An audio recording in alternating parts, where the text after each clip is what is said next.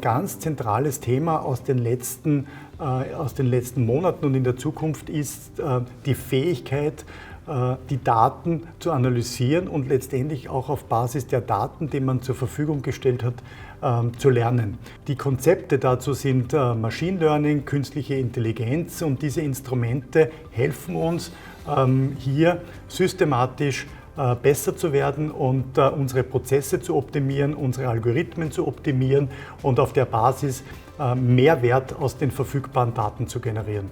Künstliche Intelligenz ist revolutionär. Wir werden das in allen denkbaren Prozessen einsetzen als unterstützendes Tool für unsere Entscheidung. Es heißt nicht, dass Künstliche Intelligenz statt uns entscheiden wird, sondern es wird uns das Leben einfacher machen, indem viele repetitive Prozesse analysiert werden. Künstliche Intelligenz ermöglicht mir ein gewisses Learning, wo ich dann gewisse Fehler vermeiden kann und gezielter, effizienter meine Probleme lösen kann. Das vielleicht visuellste Beispiel ist, innerhalb der Sortierung von Abfällen wird bereits mit Machine Vision gearbeitet und eine Maschine muss in Bruchteilen einer Sekunde entscheiden, gutes Material oder böses Material, und das oft an mehreren Stufen hintereinander, sodass man aus einem wilden Haufen gemischter Materialien am Schluss einen fein säuberlich sortierten Haufen erhalten. Hier ist künstliche Intelligenz in der Bilderkennung derzeit gerade das Forschungsthema schlechthin.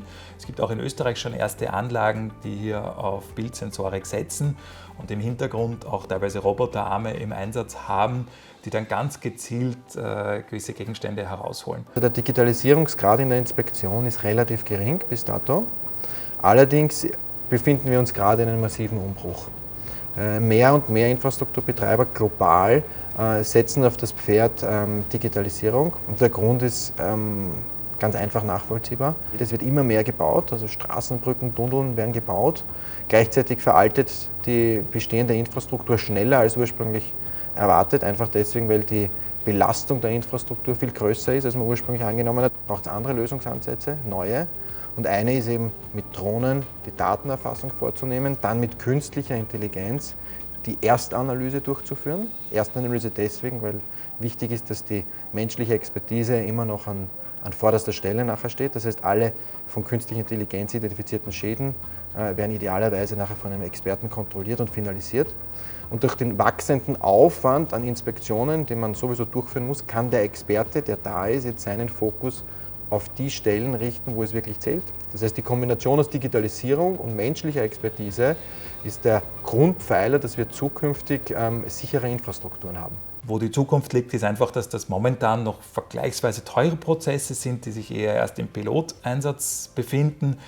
Ich gehe davon aus, dass aber alle Komponenten, die wir da sehen, die Bilderkennung, die automatische Interpretation der Bilder und die Roboter, die hinten den Auswurf dann machen, deutlich günstiger werden in den nächsten Jahren, und ich glaube, da werden wir das stark im Einsatz sehen.